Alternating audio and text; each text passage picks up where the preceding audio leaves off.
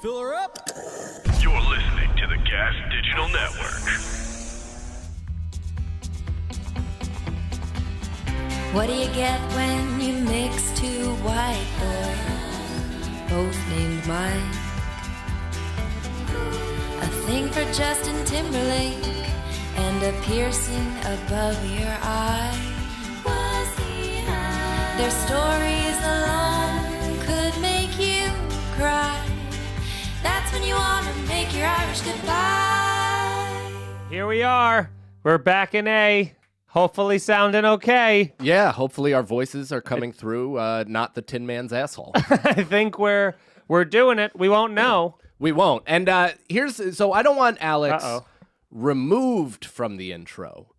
But I do want some sort of machine guns to go through her abdomen. Like a Swiss cheese effect. Like an old mobster cartoon, like just and maybe itchy and scratchy blood. Right. You know, and just her face will remain unharmed, but her body will be torn worse into for pieces. it.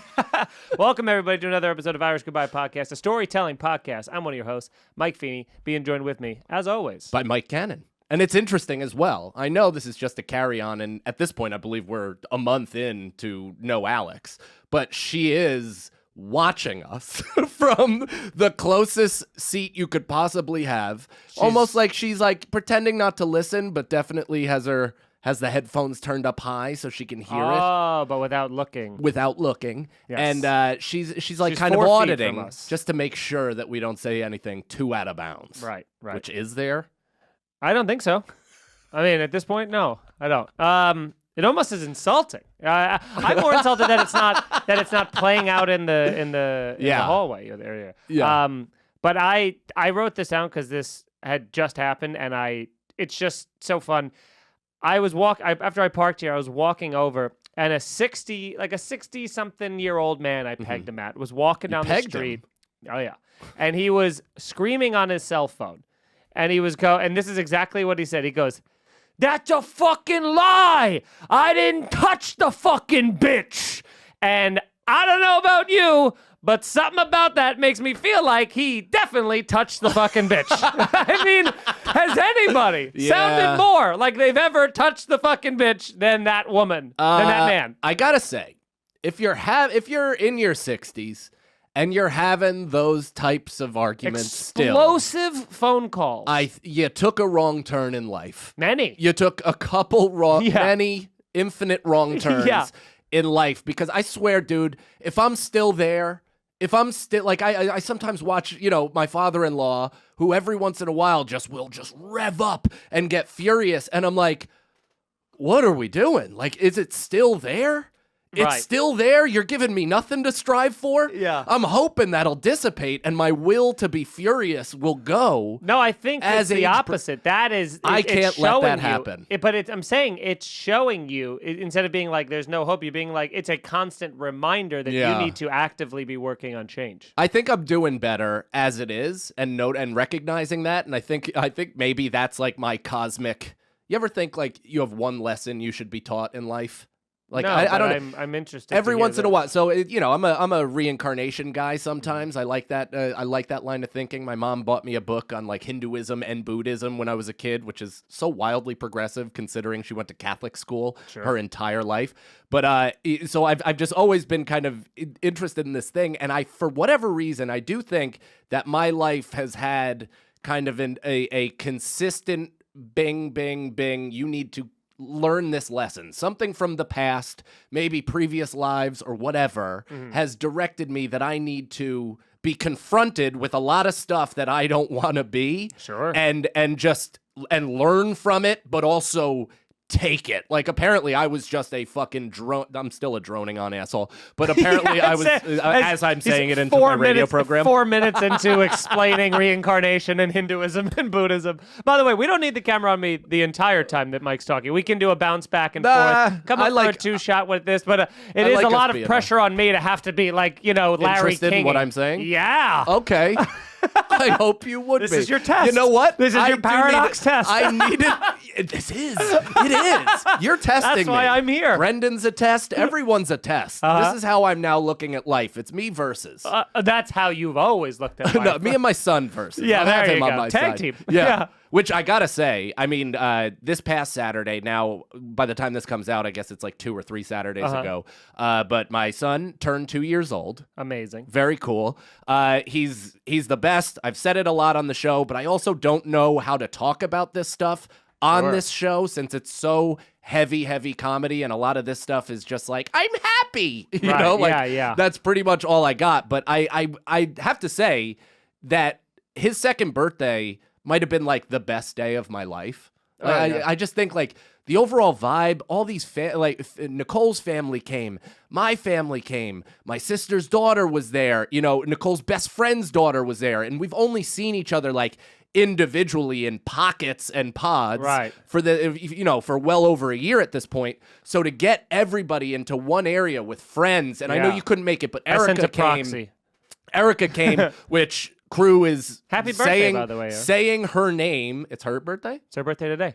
Is it really? Oh, I got to text her. Nicole was one of the first people to wish her happy birthday this morning. Jesus Christ, I'm a piece of shit. I do feel like there has to be a wife-husband accountability factor of the birthday reminders, and something that my wife and I like to incorporate is the group text birthday. Whoever remembers it's someone's birthday will group text them because then it's like a, hey, Mike, happy birthday from both of us. And then all the other person's got to do is kind of come on in instead of like, should I text him now? That's high level. That's high level. It really is. It's a position to strive for in a relationship.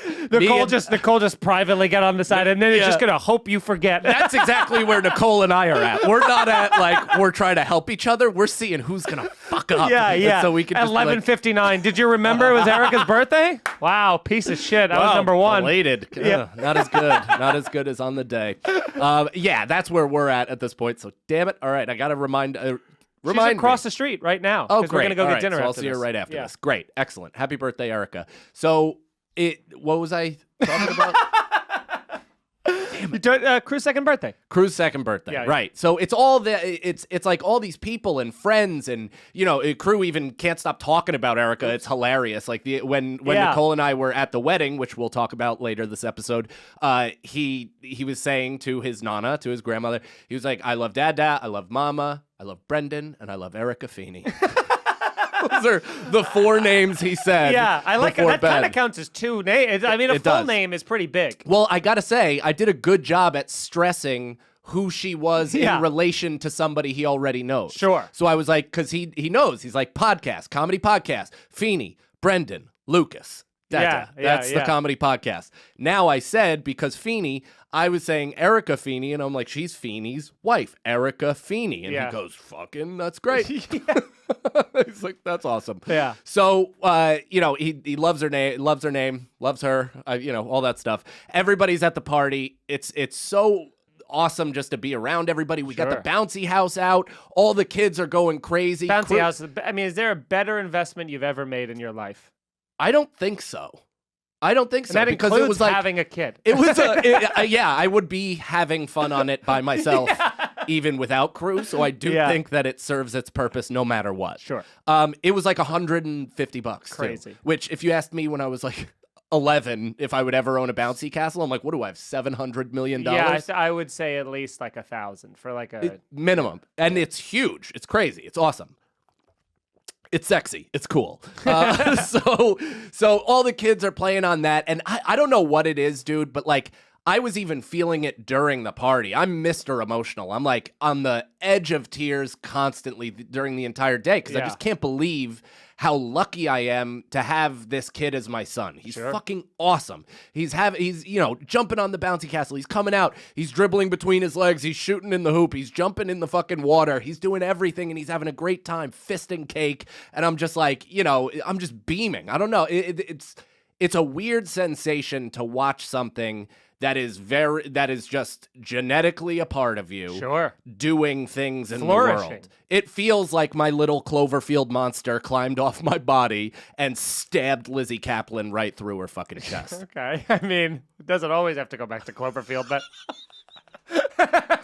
but it always makes sense. Yeah, I guess. It did. So I don't even know what I was going to say to that. I just had such a great time, and I want to thank everybody that came and the comedians and everybody that came and hung out, Erica, and I'm so happy that I'm paranoid. And I get like this a lot, where it's like something. I've never been this happy. I don't know what to do with those spikes of fulfillment and love and like existential, like, right. It makes me think I'm about to fall off a ledge or something crazy. Yeah, I think. Which will tune in next week. Yeah. Well, I don't know, man. I'd say just let your guard down and have a good time. Yeah, that's when something happens, though. Yeah, but so what? That's true. You get made it this far. Yeah, stop being a bitch. After all of the shit that you've went through and all of the times you have let your guard down and have gotten burned and the shoe has dropped, you've come out the other side literally saying you're the happiest you've ever been in your life. So, well, that's an odd way to frame it, Mr. Feeney. I didn't expect that from you, I got to be honest. But yeah, this is another thing, and this is weird. Like, this is the mental health hour, I suppose. We never do these types of podcasts, but it is making it through something and getting to the other side has only made me more like scared, like almost a little scared. It doesn't make me think, look what I just fucking went through and look how resilient and strong I am and look what I've built after that. It just makes me all weird. Yeah. You know? Well, I had one piece of advice, and that's guys, to stop going back to the well. Yeah. I mean, the Robbie Slowick and Casey Balsham just got married. Two past guests, and man, oh man, they actually met each other and found each other from this show. That's what everybody says, and no one questions. What a great party they threw, and I think this one was a fun wedding for me because although that we'll get into it in detail and stuff, but there were the most comics that I ever knew were at that wedding. You know what I mean? Up until then, it was your wedding because there was a lot of comics at your wedding too. But this one had it felt like it was 50% comedians. Yeah, it probably was. It probably like 40 to 40 to 50. It was pretty high. It was high. I think Justy Dodge and JF Harris's had more comedians per capita than that. Like, that's the only one that I can think of. But I'm also and that one didn't work. And so I was we'll saying see what happens with Robbie and Casey. Yeah, I was saying, I'm like, man, I wish Erica and I kept saying on the way up, I go, man, I wish we could do the wedding again. Just because we loved the wedding, everything was perfect and everything, but I'd love to be able to see what that guest list would look like now versus how it was 6 years ago, where you're like, the comics that would be there. It's like Brendan wasn't even at my wedding. Brendan wasn't at your wedding. Brendan wasn't all of these. Rosebud wasn't at mine. Rosebud, all of these people like that. I had just started becoming good friends with Greg Stone. Rosebud wasn't at my wedding. Like 2 years ago, she would have been my best man, and now she wouldn't be invited again. Yeah. It's waves with her. It's waves. But it's just a weird time. But so it was a 2-day affair. You guys went up on the Sunday because it was a Monday wedding. The very rare. I don't think I'm going to take a guess. I'll never go to a Monday wedding. I'll never be invited to another Monday wedding for the rest of my life. Yeah, maybe. I definitely never have gone away for a Monday wedding, but it was kind of brilliant because of how many comedians were there. They caught us right in the 2 to 3 days that we have nothing, or at least less work that we have to care about because we're all coming home from weekends or whatever it might be. And the Sunday, they also got married exactly where I got married at Full Moon Resort up in Big Indian. Now, was there a part of you guys that just going like the whole time, just being like, our food was better. This was better. Our flower wall was better. You know what I mean? Like constantly, there has to be. There wasn't any of that. There was a lot of and again, it's probably because of this weekend, dude. We went straight from Crew's birthday back to where we got married 5 years ago. Right. And I haven't been back there since. Nicole has since done a ton of weddings, designed flowers for up there. So she knows the whole staff. They know her. They know she's been married there and they know her as a florist, all that. But it was kind of incredible and nostalgic. It's man, I can't believe, first of all, that was half a decade ago. Right. It's kind of crazy. And it was just that was such a special weekend. It's awesome that Casey came over before they decided on their venue and asked Nicole and I a bunch of questions. Yeah.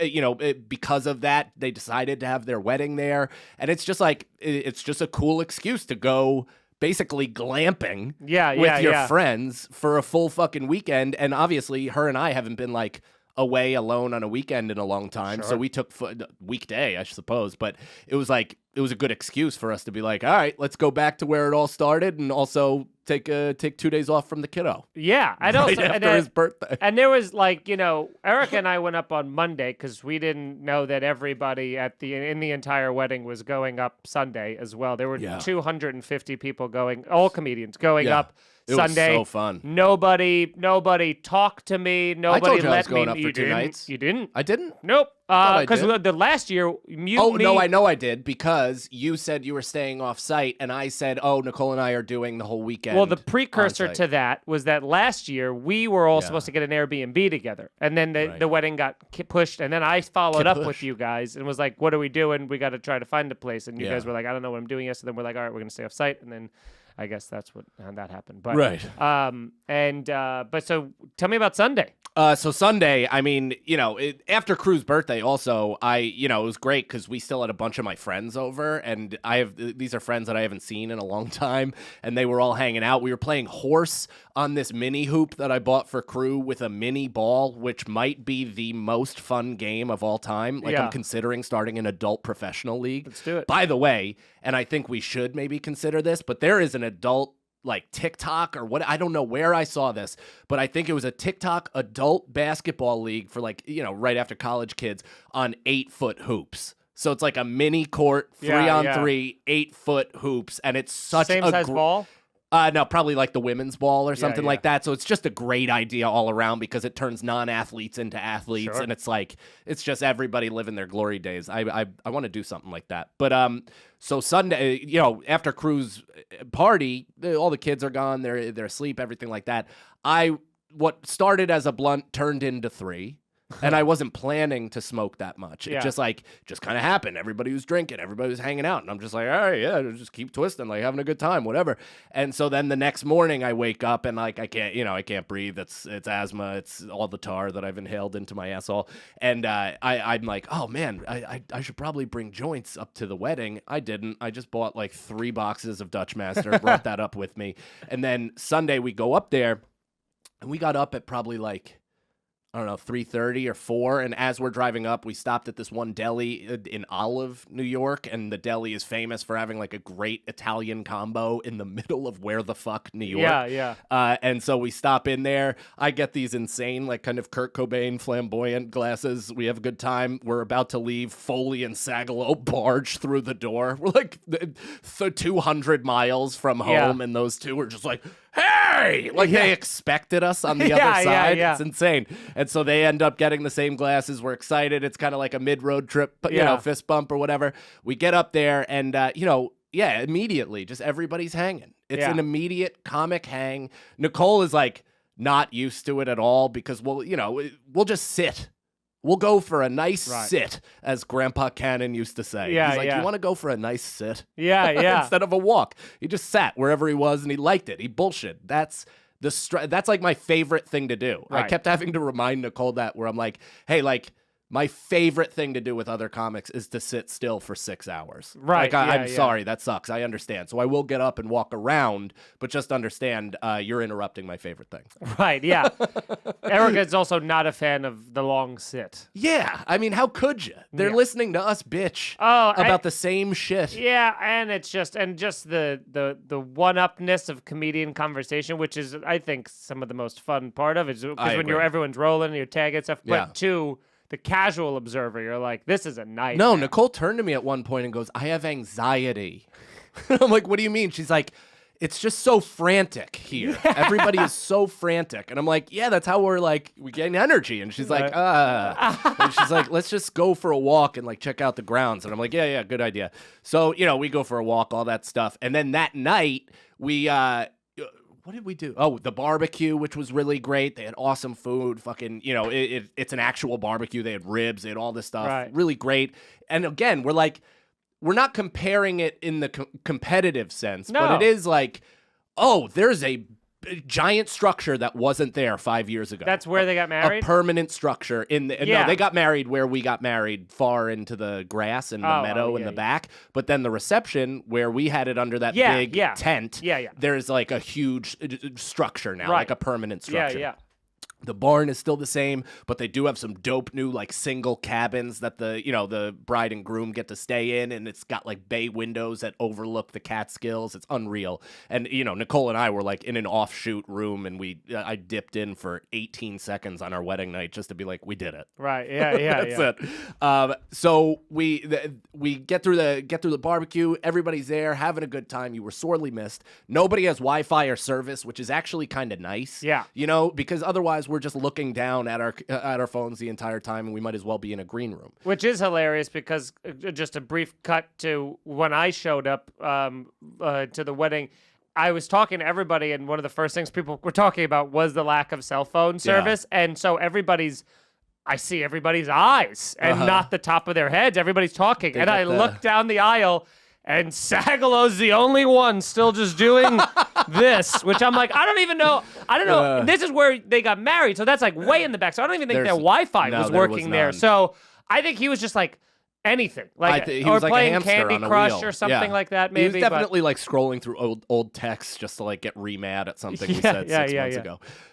So we have a great time at the barbecue. There's Casey's sister has this like adorable little boy. He's 16 months. And he was like the hit of the entire weekend. Like just big ear to ear smile, going up to everybody, like pulling grass and giving it as gifts. Like just a fun kid. He was making his rounds. And then after that, the after party was in this Roadhouse, which is the bar that actually during our wedding, Nicole got kicked out of on our wedding night because she kept bringing in beers. I love it. So the bride was asked to not come back. Which is so fun. And I definitely was blackout, passed out. Oh, yeah, there's that really fun picture of that. Outside? Of you outside. Like, Yeah, I'm unfixed eyes. I'm just, in a daze. It was insane. So the Roadhouse, we ended up, they what is it called? They set up this thing called roasts and toasts, which, comics, whoever, family members can get up and do like a roast or a toast or like say nice things or whatever. And Brendan and I are basically like the only comedians to sign up to do it. Right. Graham K also did it. He's podcast host with Robbie, so I think he might have been just like pot committed. He had to. Yeah, obligated. That's the word I was looking for. Yeah. And so he went later, but everybody else, we were like, Nathan McIntosh, all these killer comics, Vecchione, you name it. And they were like, nah, I'll never do that. It's like, you won't do the thing that you're best at for your friends at their wedding. Like, who cares if we bomb? We all bomb. What do you think? I'm going to lose respect for you for bombing at a fucking wedding? Yeah, you're like, you're not going to lose respect for me, are you? Would you? They would, I guess. But it's like, all right, whatever, to each their own.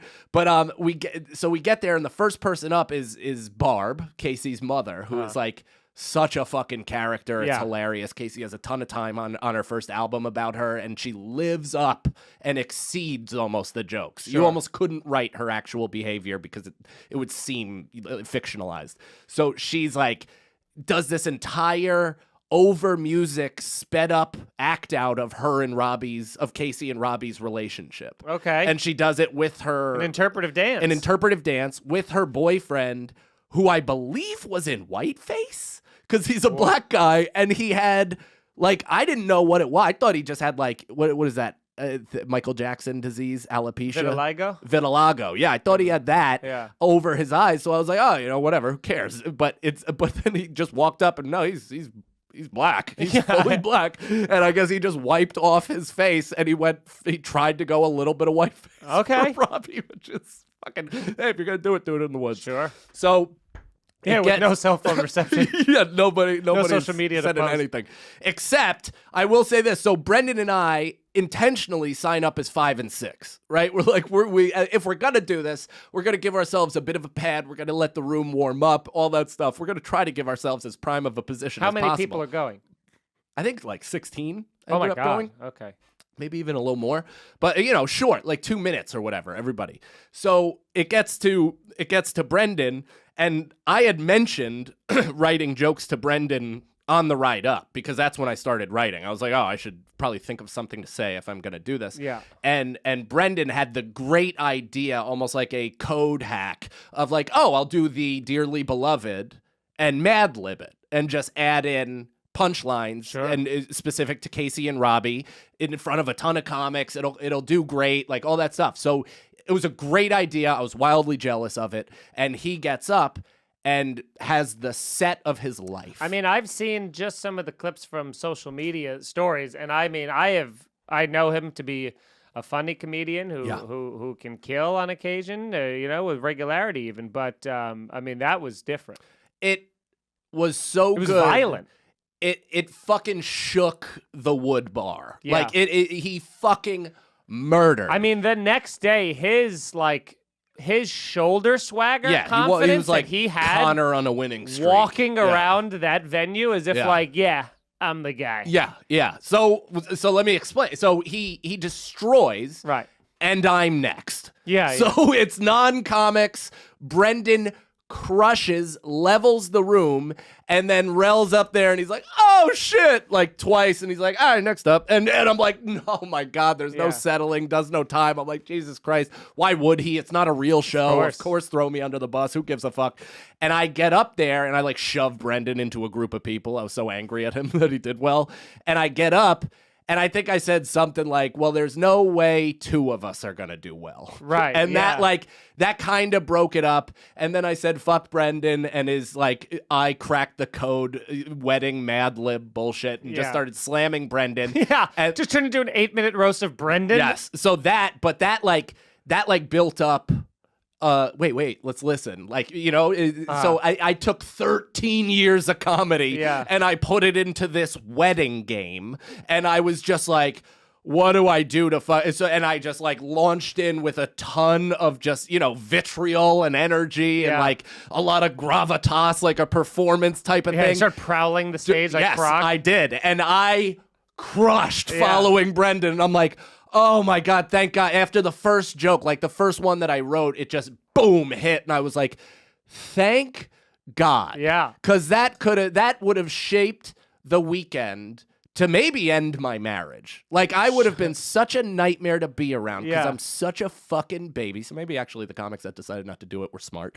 Yeah. I'm such a baby. I would have been like, underneath it all, just like a little pissy bitch for the rest of the fucking weekend. But thank God I did great. Brendan did great. And then the two of us were getting stopped by comics, people alike, the entire night. Just you guys. Oh, man, that was amazing. Comics coming up to me being like, I thought you were going to take a hot one there, buddy. That was prime for you to embarrass yourself. But, man, that was some good comedy. And I'm like, I'm just fucking feeding. Yeah. It's my weekend now. Yeah, and I was just going to say, you two just did the most comic thing ever, which was just made it about yourself instantly. You're like, I'm not taking a weekend off comedy. They're all the other comics weren't like, why would I do that? They're like, no, I'm good. I don't need the applause. I can take a weekend off. And you guys are like, why? What did you do it, you fools? And then you're like, me. That's certainly a way to frame it. That's certainly a way to look at it, and you're not incorrect. I will say that they asked us to do it. And Casey and Robbie were also very thank you so much for doing it. That's exactly what we wanted out of it, where it's like, we were having a good time, man. We're just throwing out jokes. I'm smashing Emilio. I think I said something like Emilio is about to turn this place into upstate New York, wherever the fuck comedy club. Yeah. And on the spot, he bought Full Moon Resort Comedy Club.com. On the spot, fucking bought it. So who knows what that guy has up his sleeve. But I mean, it was such a great way to go into the night. And at that point, I was conservative with my blunts. I think I smoked before the barbecue and then kind of held off. Yeah. And then the fucking training wheels were off. I brought a full ounce of weed up with me and 15 Dutches. So I was just Wheezy F baby. Yeah. Don't forget the F. And we were just... That's why my voice sounds like this. Right. It's just so fucking stripped and ruined from a full weekend of smoking blunts like they were Camels. Hey fans, support for Irish Goodbye Podcast is brought to you by Manscaped, who is the best in men's below-the-waist grooming champions of the world. Manscaped offers precision-engineered tools for your family jewels. Manscaped just launched their 4th-generation trimmer, the Lawnmower 4.0. You heard right, the 4.0. Join the over 2 million men worldwide who trust Manscaped with this exclusive offer for you. 20% off and free worldwide shipping with the code Irish at manscaped.com. That's manscaped.com. Guys, listen, we're going off script. We don't need to read what the talking points that Manscaped gave us because we have personal experience with this product. Listen, I've been shaving my balls since I've grown pubes, which is wildly ironic considering the long wait that it took to get them. Right. But if you don't want to do it with your mom or your wife or whoever, their little pink single strip razor that nicks up your bag and it looks like a brand new, it looks like Freddy Krueger's face by the end of it. Yeah. You don't. This is what you got to get. You can fade it up. You can do, my dick right now, dude, looks like a Puerto Rican haircut. Yeah, mine looks like Kid from House Party. It's, what? Kid from House Party. Can I see it? Yeah, it's got a little high top. Now I'm trying to picture what you have. So do you have a kid's thing in a single out, like it's going out to also go with your dick, or is it up? It's like a Marge Simpson and 3Ds off your pubis. It's like a short Marge Simpson, which is like Kid from House Party. Oh, that's good. So it's kind of like a landing strip meets hip hop. Yes. Hip hop landing strip with some 3D. Yeah. When you guys should land on this deal, because I got to tell you, it is. I mean, they send us a package. It is a care package. Everything. I mean, it's so great. It's smooth. Yeah. I'm wearing them. These Manscaped underwears. I've been wearing them for 3 days. I don't even think that's on here to sell, but it is it's some of the best underwear that I've ever had. So again, you guys, we can't emphasize this enough. They sent us this package long before they were a sponsor, and I've been using them ever since, and I won't go back to using anything else. So again, if you guys want 20% off and free shipping, just use the code IRISH at manscaped.com. That's manscaped.com. Code Irish, 20% off, free shipping worldwide, baby. Unbelievable. Use it. Back to the show. Well, it's funny, too, because not only and I keep jumping back and forth here just because I'm going to forget, in addition to Brendan being stopped regularly for people applauding how well and how much he did great on that, he told me that he was also being stopped regularly because just to briefly summarize, when they were booking the rooms, Brendan, the 30-year-old good friend of ours, was under the impression that to rent a room for 2 nights was going to cost him $25. 25. For 2 nights. .00 in a resort. I was obviously the deposit, which I shockingly had to be the one to break it to him, and which he took very defensively. But I would say thank God, because and also I have to give you credit, and Brendan should give you credit, but he won't, because whatever it is.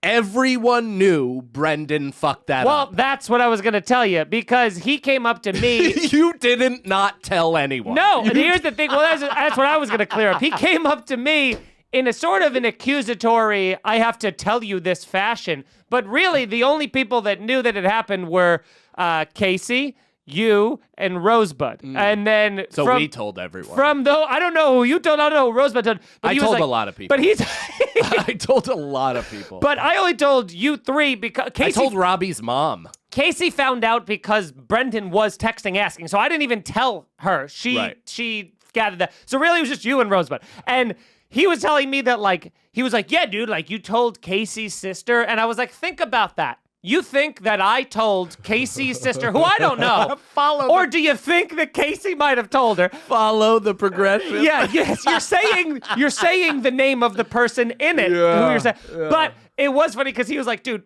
everybody has been coming up to me being like, you're the $25 guy. You're the guy. Because that's how he signed off. In a moment of brilliance, Brendan and with the power invested in me, the person that thought this whole weekend cost $25, I now pronounce you man. And that line, just people were like, boom! Like, Yeah. everyone knew. Nobody could believe it was hit. Like, they didn't know who it was. They had a vague description. They couldn't believe anybody would admit to it publicly. Yeah, and but it also just, like, Ian thought that crushed. too. I want to say that. I don't want to leave Brendan on an island. Which ironically they were rooming together. So how fun is that? Well, and then ended up not. Ian spent the night in the yurt. Oh yeah, he left away. But it is, and that was just such a fun thing that he kept being like, yeah, dude, like everybody's stopping me, and I don't know when they start being like, whether they're gonna be like, you're the guy who crushed, or be like, you're the guy who thinks it's 25. He owed you a thank you, and I told him that night. Well, let I me said guess. you should He text. said he's not going to do that. I don't know. I think he said I didn't get a text. I do. Yeah, I did not get a text. I did get a lot of 5-star reviews. Whoa! And those are great, and you guys should leave them if you haven't. And tell a friend. We appreciate you, and we love you for it. And, we've always loved you guys, from the very beginning. Every single review, it's always helped. And, we know it takes no time at all, but still taking any time for us is something It's meant a lot. we greatly appreciate. Yeah. So, again, Irish Goodbye Podcast, GasDigitalNetwork.com. If you use the code IGP, you get a free week trial, and you can check out the 230-plus episodes that we have. So many episodes It's we've done. Crazy how many we have. And so, but you can also support us in other ways. You can go to podcastmerch.com and buy a hoodie or a t-shirt, something like that. That gives us a little kickback. You can also support us live, which would be something we would truly enjoy.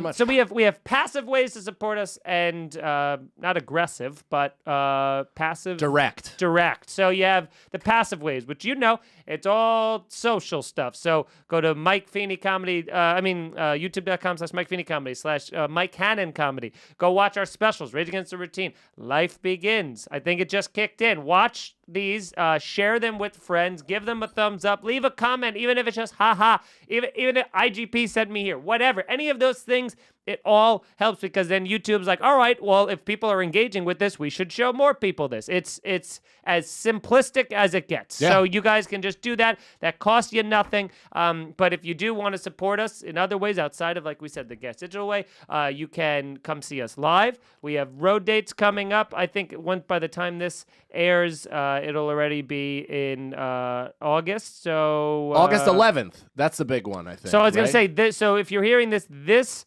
week, holy shit, the Yankees just got Anthony Rizzo. Wow, big trade deadline. So goddamn. So Soul Joel's August 11th. Come out to Soul Joel's in Royersford, Connecticut. Myself, Pennsylvania. Ken. Royersford, Pennsylvania. What did I just say? You Connecticut? said Connecticut. Oh, whoops, sorry. I've been plugging fucking Uncasville for the last 2 months. Come to Soul Joe's, Royersford, PA.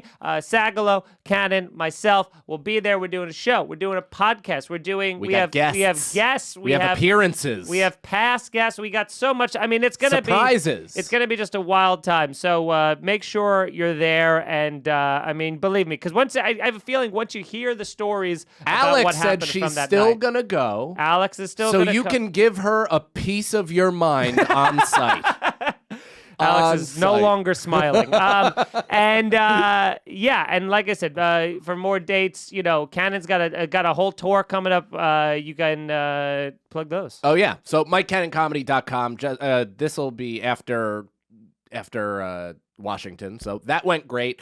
Go to MikeCannonComedy.com. October 8th through the 11th. That's going to be a big one. I got what do I have? Chicago, Ohio, all that stuff. Ohio, Illinois. I should probably pull these up on my own phone just so I have some sort of uniformity to this. So August 27th.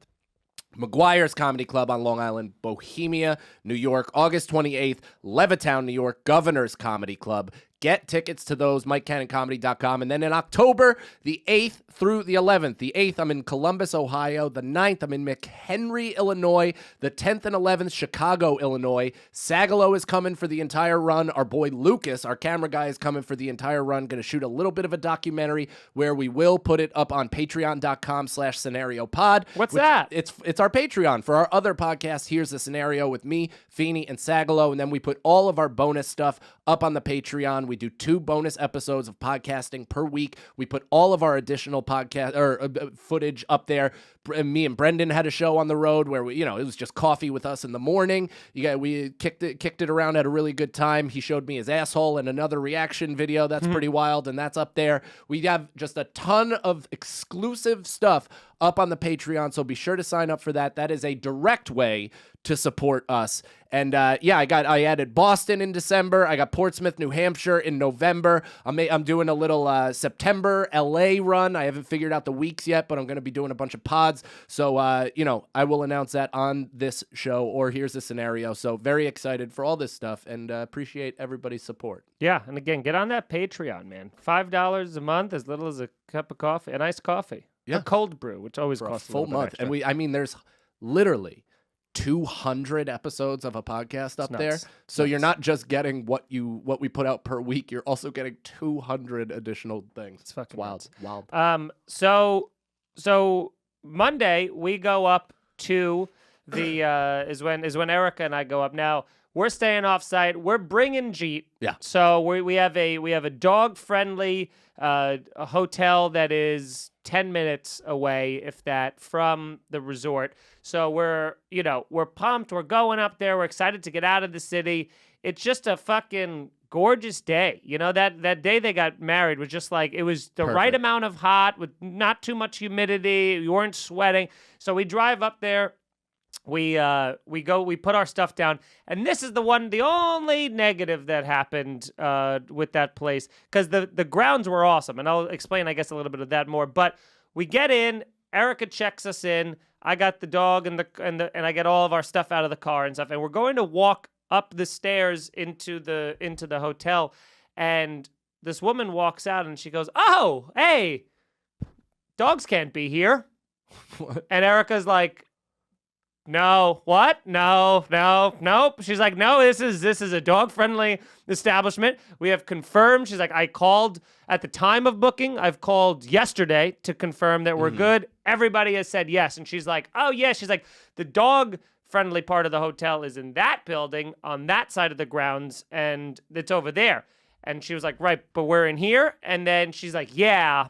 And I go, "So what do you want us to do?" I was like, "Do you want to put us in that building over there with the other people who have dogs?" And she was like, "That over there, it's double the price. So that, like, there's like a kitchenette in there, so that's like double the price over there." So, and I go, "Well, sounds like you guys let us book here." And she's like, "I know, but it's like with the allergies and all the other stuff, like it's hard to tell with gas and stuff like that." And I go, "If you want to put us in the twice as expensive one, that's fine, but we're not paying any more money because that's on you." And she was like, Yeah, all right. I mean, it's just, you're just not supposed to be in there. But, I guess. What the fuck? I guess next time you book it, just, you got to make sure you're in the other one. Because, like I said, it's like a lot more expensive. It's like double the price. And just left this, just unpack this guilt trip on us for their fucking up, and then just walked away. Yeah. And Erica was like, "I'm ready to leave." She's just like, "I want to fucking get the fuck out of here. Fuck these people." Like, immediately, dude. And Erica is my type of gal. I'm the exact same way. I'm furious too. But meanwhile, it's like, and I was, we have 2 hours before we have to get dressed and go to the wedding. So there's no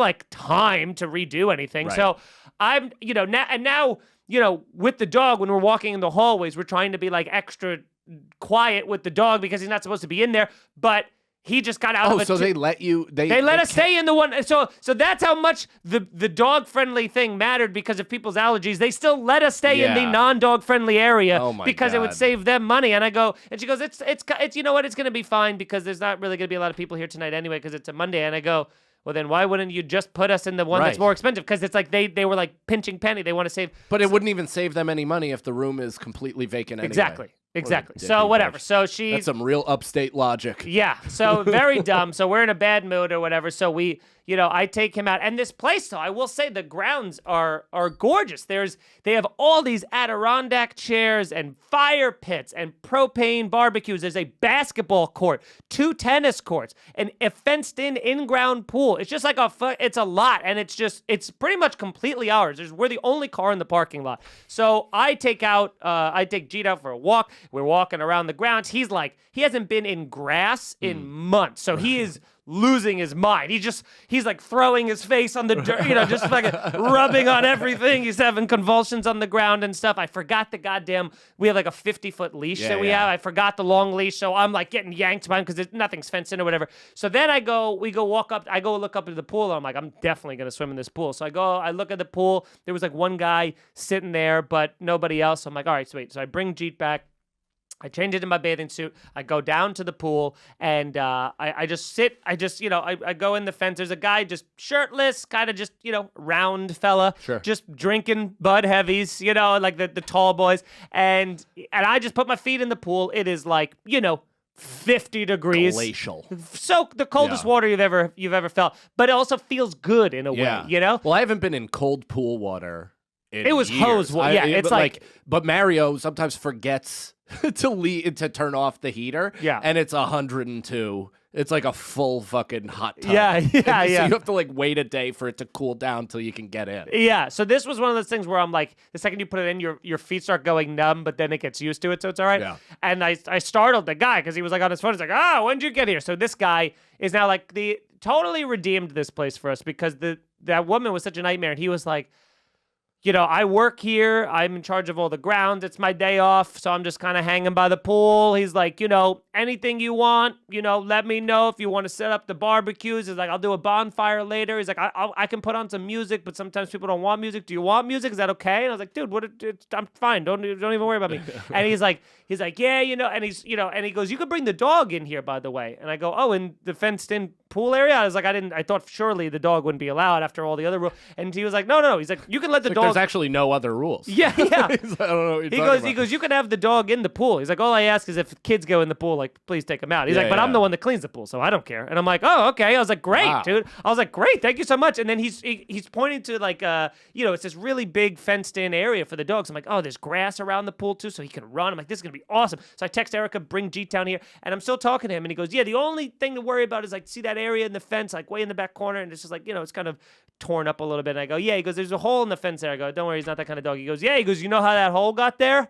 Which is like, how would I know? So I go, another dog? And he was like, what? No. He goes, a bear. And I'm like, oh, of course. Why? Why wouldn't I think? And he goes, it was Mother's Day. There was still snow on the ground. And this bear and their cubs just came out of hibernation, tore through the fence and swam in the pool and like got off all of their hibernation gunk and just swam in the pool and did laps. So gross. Yeah, and then went out and left. This was like, May or whatever That's the hell like it was. Encino Man tub. Yeah. Those bears with their fucking matted sleep and everything cum like all that. over. Yeah.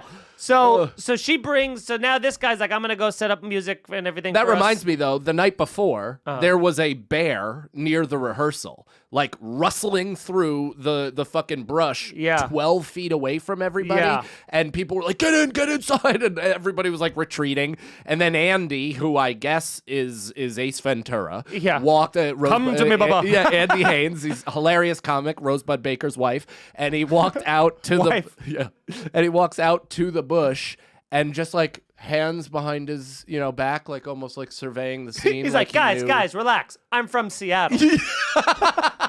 It just walks out there and like startled the workers of Full Moon, and they go, get the fuck back in the bar.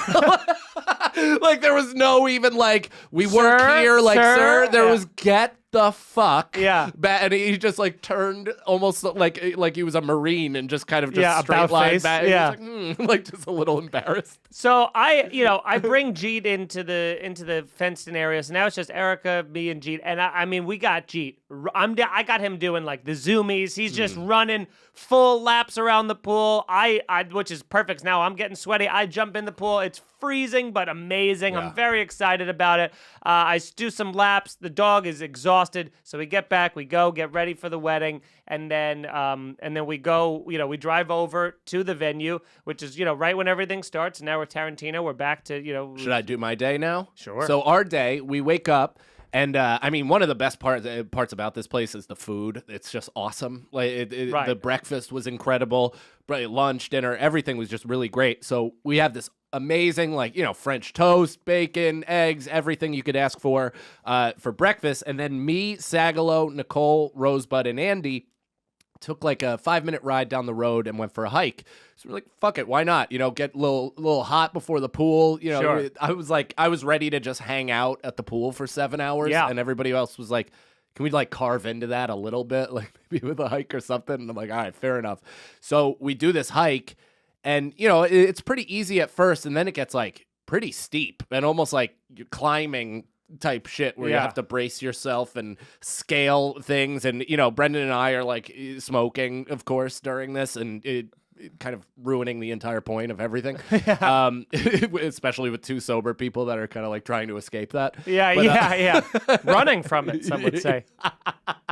But we had an awesome time on the hike, and we ended up getting pretty high up on the mountain. Then we came down. I felt like really good. Like we exercised and everything. And we all decided we were going to meet at the pool and hang out for a little bit. So we get to the pool and, we're jumping in, and it is a polar plunge. Like that's how it feels. You jump in and every cell in your body just starts so good, fucking waking up, and you're like, holy shit. Like I forgot this is how I killed my hangover during my wedding, and it was September. Yeah. So like this is fucking July, or is it August? August. Well, no, it's July still. So this was in July. It's like add 2 months to that and foliage. It's like fuck. It was even colder. Right. Yeah. And that's how I like zapped myself out of the rehearsal dinner hangover or whatever.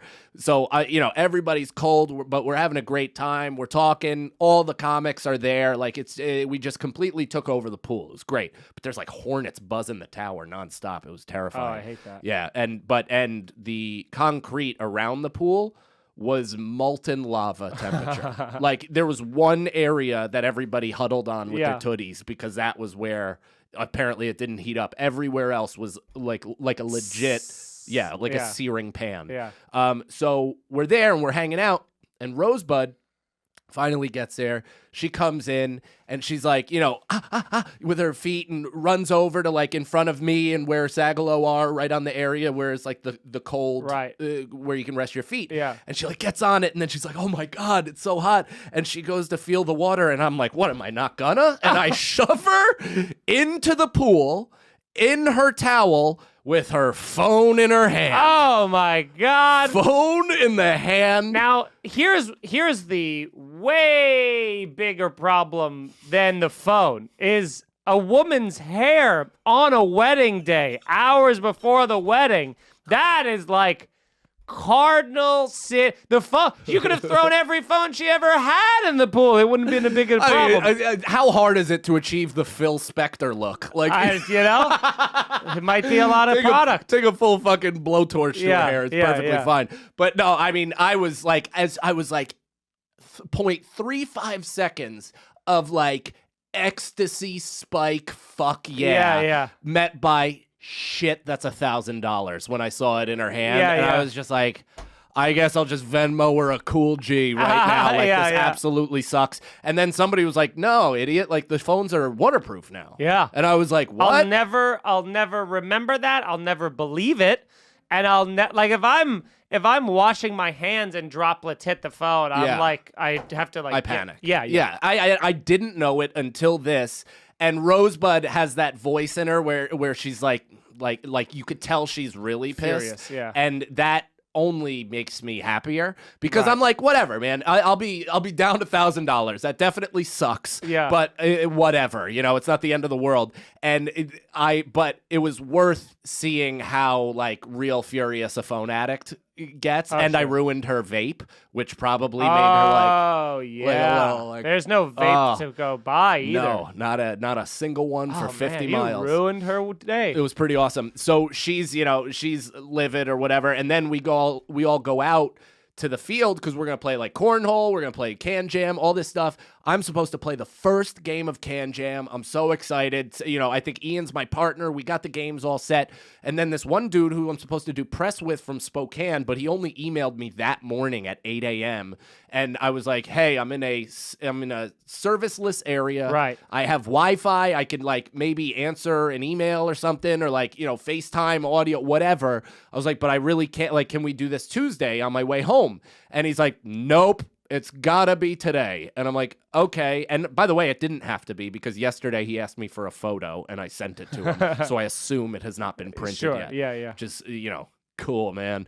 But so I'm like, I take this FaceTime audio call because I have the Wi-Fi and it blows through the entire activity. He kept me on the phone for 80 minutes. No. 80 minutes where he didn't really even ask me a question. He was telling me stories for 80 minutes.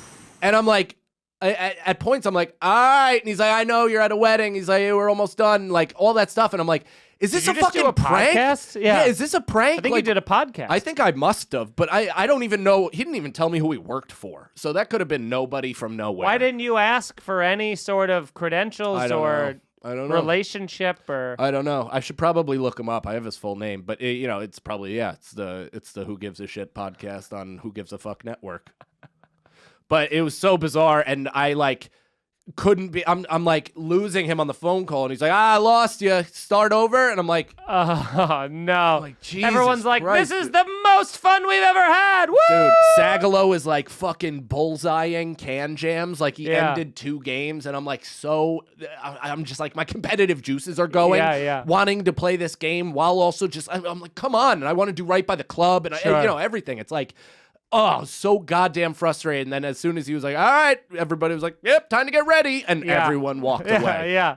So then we go to the wedding, which, I mean, I honestly don't have many things to talk about at the wedding besides saying that it was a fantastic wedding. We had such a good time. I will say this, and I know this is kind of jumping ahead, but also, and congratulations to Robbie and Casey because, again, the wedding was so awesome. But it was my first time ever experiencing the Jewish chairlifting song, whatever that's called, that they do at weddings, and is it Hava Nagila?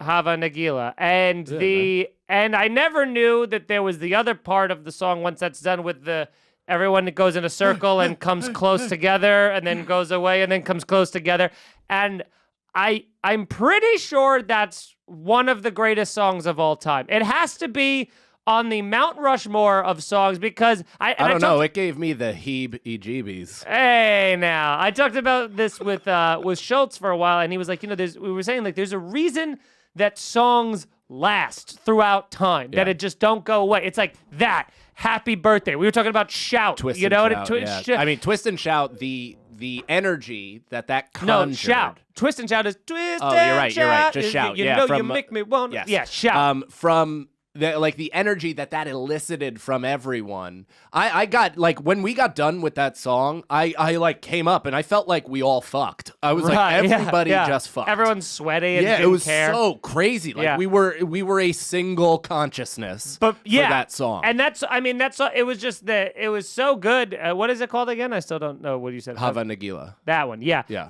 But it was just one of those things where I'm like, what a great song. And and you and I each have one arm lifting I only have one shoulder, so I'm just I had 2. Oh, you had 2. So they call over every guy, especially the strong-looking ones. They went right to us first. Yeah, they were like, you guys might drop them. So they call over everybody, and we're holding up the chair and stuff. But what needs to be discussed before this move is done is everybody needs to be putting the same momentum and force and pace into the chairlift because nobody's communicating. None. So sometimes one side of the chair just gets absolute. I just punched the light with my hand. That hurts so much. Just throws the chair up, and then everybody on the other side is rushing to try to not paralyze this person. Also, everyone's got totally different arm lengths. So I'm lifting way higher than Ian on his side, and it's just dude. So there were a couple times where I saw Robbie gripping and losing his friction with the seat, and I'd have to like come under and like slam the chair up. Yeah. I mean, I saved his life no less than 5 times. That's what I've been telling people. It was pretty incredible, and I mean, that was awesome. And we were I mean, you know, the smoking was it was rampant, and they handed out they had people walking around handing out cigarettes, cigars, or joints, whatever you'd prefer. Which is like I felt pretty cool about that since I got the ounce for the wedding.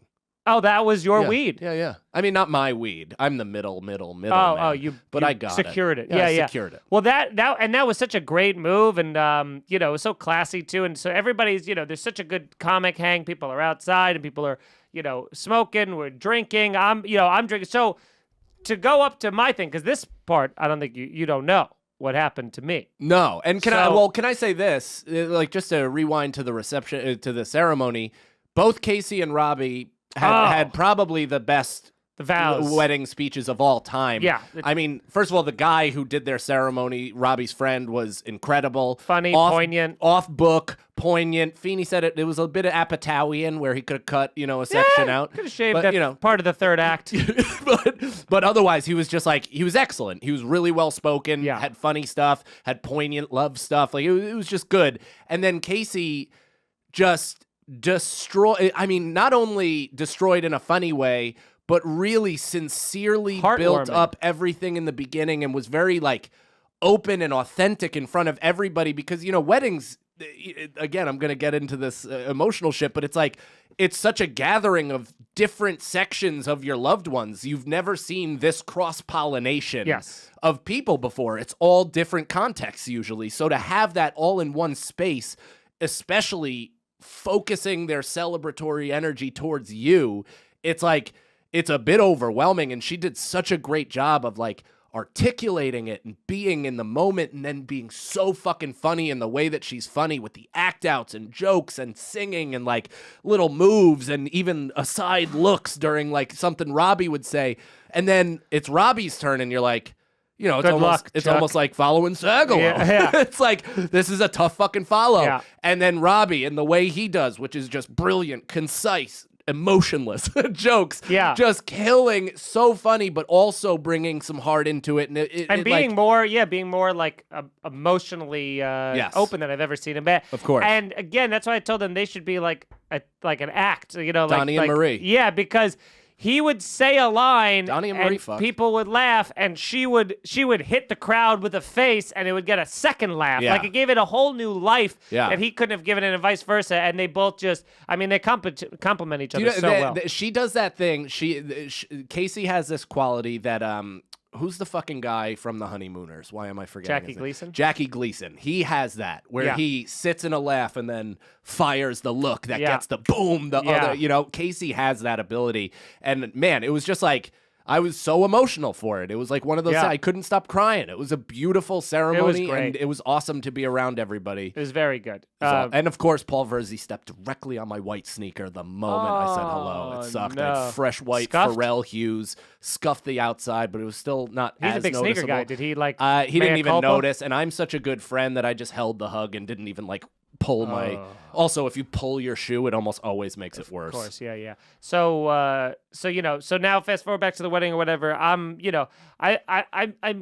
measured how many I had post, the next day, and I think I had somewhere between 5 to 7 drinks over the course of like 7 hours. Sure. So I at no point felt drunk. I at no point felt even really buzzed. We ended up smoking a blunt before dinner, which kind of set me off on that was how I was just going to feel high pretty much the whole night. So I'm drinking, we're smoking and stuff. And then we, by the time after dinner is over, we're starting to dance. We're outside and there's a lot of cigar smoke around and stuff like that. I'm kind of I have this headache that's coming in behind my eyes, like right in the middle of my thing. And it's coming in, but I'm fighting it off. I'm chugging some water. I'm casually being like, hey, anybody have Advil? No one's ever even heard of Advil. No one's ever had it. and then as things are smoking more, I light a cigar for like 4 minutes. And then I'm like, what am I doing? I don't want this. So that dries me out more or whatever. So now we go on the dance floor. We do the chairlifting song. We do the shout. So now I'm like sweaty and exerted and I'm overheated and my head is like in a vice. Like I'm not realizing yet, but I am thrusting myself into a full-blown migraine. So I am full migraine at this point, and I'm just trying to have a good. And now it's a loud dance. It's the dance part of the night. It's the part where most people are drunk or high. So everyone is talking, screaming into my ear. I saw you talking to Schultz at the bar. I was next to you, and I was like trying to jump in, but was too high and awkward, and Nicole ended up taking me away. but I watched. I did what How I good wa- are wives to be I like, know. no, this She's is like, not. What is happening to you? And she just walked You're me like, to the other. because of the right. And I'm 17 feet away from you. But I saw you at one point just go like this. And just look up at the ceiling with one eye, kind of just like this, for no less than 45 seconds. Yeah, it was because I was a searing fighting off of some sort of pain. I was in so much pain, dude, but I was trying to just be a trooper through it. And, as the night got on, it was getting worse and worse, and I kept chugging water. It only was getting worse every fucking second. Every person screaming in my ear, trying to talk or whatever. So then we get to the point where the reception's over. It's time to go to the after party, which is just walking distance right across the street. So you guys go. We're going to change into our comfies. We're going to get out of these suits, and then we'll meet you guys over there. And for me, I was like, if I was just in that herd of people that just walked out of the venue, right to the thing, I would have gone, no problem. And then Erica has to drive us home. So she cut herself off long ago. So now she's like, I got to drive. And I know if we go to the after party, she's going to have another drink. So now we're going to be there hours longer, which again, with this building migraine, I'm not gonna be able to do. And then once you said comfies, like that, dude, something switched in me where all of a sudden I went from like the I'll fight through to being like, oh, I don't want to fight through, and being in comfies sounds incredible right now. That sounds, I'm like in I'm in a full suit that's like, it's like a fitted suit. It's a nice suit. My feet hurt from dancing and walking. I had an extra pair of sweats for you. I'm like, you didn't say that. You never said that. I thought it, and I hoped you would read my mind. Yeah. So I'm like, that's exact. I switched to we should just leave. We should just Irish goodbye. You guys left. Erica and I Irish goodbye out of the wedding. And so when we get in the car ride home, we pull out of the venue immediately. Foley is just like in the middle of the street. We almost hit him. Then we get 6 feet. We get like 6 feet down the road. Again, it's a 10-minute drive. As we're driving back to this 10 minutes, we had a Foley sighting. Then there were rabbits that were like running across the street. Then deer were like glowing eyes on like right on the shoulder, like at any point could just lunge in. And we're, Erica's doing like 30, trying to not fucking, swoop them to make the run in the street. And then there is a motherfucking bear running along the fucking shoulder, dude. It was a small bear. It was definitely like a cub, not a cub, but like a not full-size bear, so the mama's pretty fucking close by, and was running with glowing eyes on the shoulder as we're driving home, like feet from where you guys were all like casually hanging out, smoking outside, with your fucking open bellies to the sky. Yeah. Just a bear. I've never seen a bear running like that in my life. I bet Foley scared it. Yeah. So, dude, we get back to the room, and I'm like, I am searing. I'm in the nausea phase of the migraine now, and I only get these like twice a year. So this was so bad, dude. And I'm just sitting there. Erica puts a cold compress on my head. I take 4 Advil. That's just like shakes it right off. My body's just like, fuck you and your Advil. That was hours ago, buddy. You are way past the point of saving. And so I sit there. I'm like, Erica goes, she falls asleep. I'm just laying there. And it's kind of similar to when you're like very, very, very hungover, when you're drunk and you're like, if I move, I'm going to throw up. Sure. If I get jostled, I'm going to throw up. So I'm just sitting there like fucking just eating it, just trying, like with a headache so bad that it feels like my head is lying on a rock. Yeah. You know what I'm saying? And Jeet is on the bed with us, and this bed is like a spring bed. So Jeet will get up and occasionally move and like reset down, and it's just making the whole bed do this. Oh, God. And I'm sitting there like, dude, cold sweat, then freezing. Cold sweat, then freezing. And just being like, and just fighting this dude. I fought it for so long that it was eventually, I don't know what time it was, but like daylight. It was probably like 5 a.m. Something where it was like that early blue light was coming out. And I was like, I'm so sick of this. I'm just going to have to throw up. And to make myself get nauseous enough to throw up, all I did was roll onto my side for about 15 seconds. And then I went, yep. And then went into the bathroom and threw up just food. Like one of those like oatmeal pukes. You know what I'm saying? Yeah, the worst where it looks kinds. like cat food. Yeah, where it's just like, it doesn't projectile come out of your mouth. It like stores in your cheeks. You have to like push it out. It was the fucking worst type of a sober, like wet, a sober dry puke. You know what I mean? And then I'm sitting in there. I'm writhing. I'm fucking, sweating. I drink some water. 15 seconds later, shoot that out. Drink more water. 15 seconds later, shoot that out. And then the nausea goes away. And I like army crawl back to bed and lay there for about 45 minutes until Erica woke up at 8 a.m. and then we had to drive back home. We were going to go to that awesome diner everybody talked about and get Phoenicia. that. Couldn't even had to do that. Went home and slept for 4 hours I slept for. Then we did a podcast. Then I went and did a show which had Kippy on it and Adrian Appalucci, who were both at the wedding. And Kippy's got like dark sunglasses on. He's holding a Pepsi. Was in rough shape. Yeah, he's holding a Pepsi. And that poor lineup, that poor show just got 3 hungover, just people being like, sorry, man, been a long weekend, Oh, dude. Well, while that was happening to you, we were having the time of our lives at the Roadhouse. We were just, all was fun. We had karaoke. Sagalow sang Can You Feel the Love Tonight? And I'm like, can you imagine if I was there with a hangover, dude, with a migraine? And that's, by the way, the only reason that I messaged you when you texted me when I got home and you just wrote, did you? With question marks. You knew what I meant, right? Yeah. Nicole goes, he's not going to know what you mean. I go, he's going to know what I fucking mean. Yeah, because we've talked about this for fucking ad nauseum on this show. Once I Irish goodbye, you don't hear from me the next day. But the only reason that I responded to you was because of the fact that we saw deer and bear and Foley's oh my on the fucking on the goddamn road, and I was like, it's a dangerous drive. I gotta at least confirm that we're safe. You know what I mean? Dude. So Sagalow's doing, he's riding his weekend into the ground. He's just continuing to be the star. Goes up, does a really great Lion King. Everybody's so pumped. Karaoke. There's a drag queen there. She does an entire set. Sammy Spanks. Yeah, it was great. Like it really just high-level performance shit, right? So the night is awesome. We're smoking I pre-rolled 5 blunts for the night. We took some mushrooms also. Like, we just had an overall good time. Mike Vecchione probably gave me the greatest compliment I've ever received because, I'm all boomered up and he's slunk into the chair and I go up to him to give him a hug and say I love him. And he's like, hey, man, like, I was just talking to Katie, his girlfriend, about this and, it's really great watching you and your wife. Like, it's cool, man. You guys did the way you dance together, the way you have a good time. Like, you guys just really love each other. It's cool to see that, man. And I was like, well, that meant the most to me that I can't even respond. And I just got up and walked away. Like, I didn't know how to say anything. I was like, and then just left. So the whole night is awesome. Go to bed, whatever o'clock. The next morning we have the brunch. And I'm sitting with H. Foley. He's he's got an ice pack on his head. He's just woozy. Sagalow is like bleeding from his ass from his night with Ian. Yeah. And but we're all there and we're sitting there eating breakfast. And Robbie's mother comes up, and I want to make sure I get this right. Robbie's mother, who has an accent. Where is she from? Do you know? No clue. She she comes up.